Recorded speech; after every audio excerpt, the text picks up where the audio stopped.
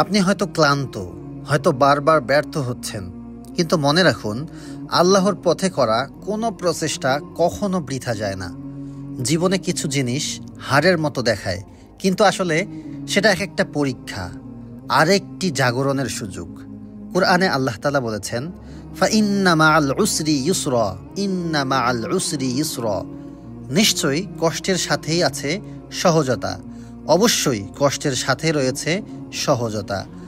সূরা আশ-শারাহ আয়াত ৫ থেকে ৬। এই আয়াত বারবার আমাদের মনে করিয়ে দেয় যে পরিশ্রম করে, যে ধৈর্য ধরে, আল্লাহ তার জন্য দ্বিগুণ পথ খুলে দেন। একজন বিশ্বাসী কখনো হার মানে না, কারণ সে জানে প্রতিটি কষ্টের পেছনে আল্লাহর রহমত লুকিয়ে আছে। রাসূল সাল্লাল্লাহু আলাইহি ওয়াসাল্লাম বলেছেন, মুমিনের অবস্থা আশ্চর্যজনক, তার সব অবস্থাই তার জন্য কল্যাণকর। এই হাদিসের বাস্তব রূপ আমরা দেখি উহুদের যুদ্ধের পরে, যেদিন কিছু সাহাবী আহত হয়েছিলেন, কেউ শহীদ হয়েছিলেন, কিন্তু তারা থেমে যাননি। ইতিহাসে আছে, যখন রাসূল সাল্লাল্লাহু আলাইহি ওয়াসাল্লাম ঘোষণা করলেন, যারা গতকাল উহুদের যুদ্ধে অংশ নিয়েছিল তারা যেন আবার বের হয়, তখন আহত সাহাবীরা লাঠি ভর দিয়ে রক্তাক্ত দেহে আবারও দাঁড়িয়েছিলেন।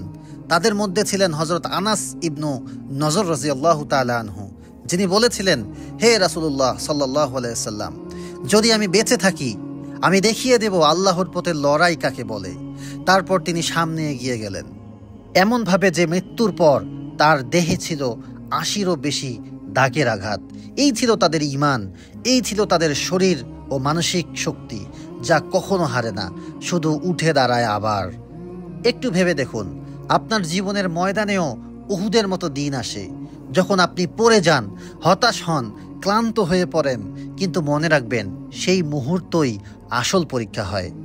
তাই নিজের সঙ্গে প্রতিজ্ঞা করাটা খুব বেশি দরকার। বলুন, আমি হার মানব না, আমি আমার শরীরকে সচল রাখবো, মনকে দৃঢ় রাখবো, আর ঈমানকে জাগ্রত করব ইনশাআল্লাহ। আসসালামু আলাইকুম।